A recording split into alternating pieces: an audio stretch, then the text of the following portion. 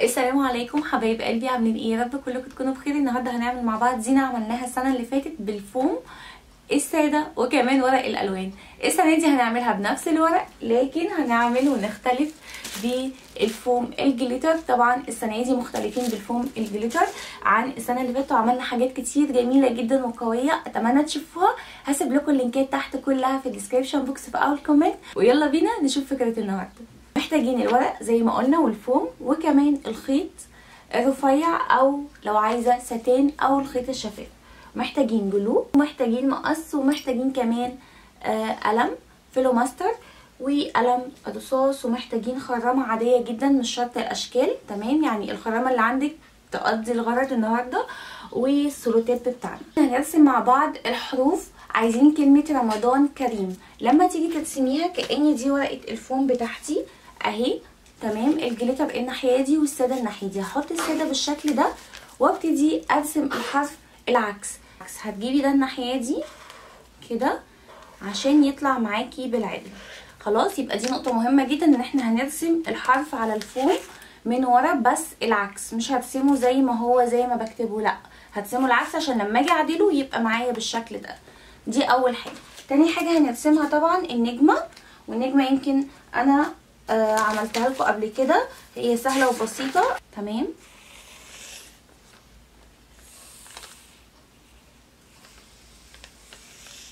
بالشكل ده حبايبي.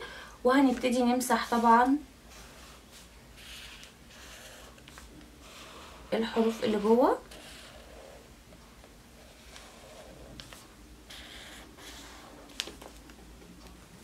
وهنبتدي نقص. هيبقى عندي الحروف بالشكل ده زي ما انتم شايفين، وكمان النجوم بتاعتي عايزه منها حوالي 3.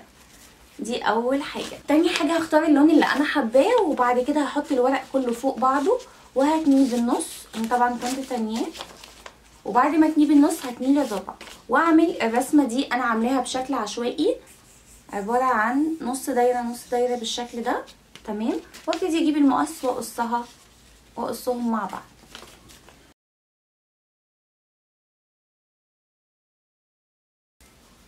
وبكده حبايبي اكون قصيتها. يجي الدور الفلوماستر بتاعي. قبل ما افردهم هبتدي بسن القلم بتاعي واحدد الحدود بتاعتهم بالشكل ده بجانب القلم. حبايبي هيكون عندي الشكل بتاعي مخطط زي ما انتم شايفين، تمام؟ وابتدي اجيب الحروف بتاعتي والجلو ونبدا نعمل الحرف بالشكل ده، تمام؟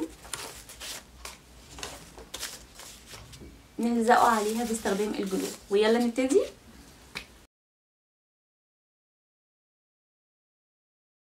نكون خلصناهم، تمام؟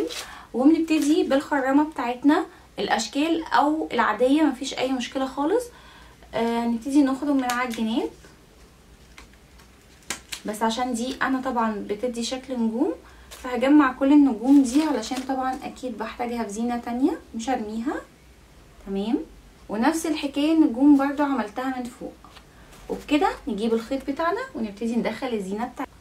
نجمه، تمام؟ وبعد كده هنشوف كلمه كريم هناخدها من ورا لقدام، يعني اخر حرف خالص الام في الكلمه كلها علشان تبقى الزينه بتاعتي كده مظبوطه. يبقى انا هحط نجمه في الاول، وبعد كده هشوف كلمه كريم واحط حرف الام الاول، وبعد كده نجمه، وبعد كده كلمه رمضان برضو من الشمال لليمين.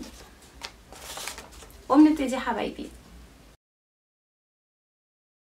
وبكده حبايبي نكون خلصنا، وده شكلها قد ايه كيوت وقد ايه جميله، واخده الحائط وشكلها جديد ولذيذ وعجبتني جدا عن السنه اللي فاتت كمان، لان الفوم الجليتر عامل فيها شكل انيق. اتمنى تجربوها حبايبي وتعملوها، ورمضان كريم. اشوفكم ان شاء الله على خير في فيديوهات تانية، ومع السلامه.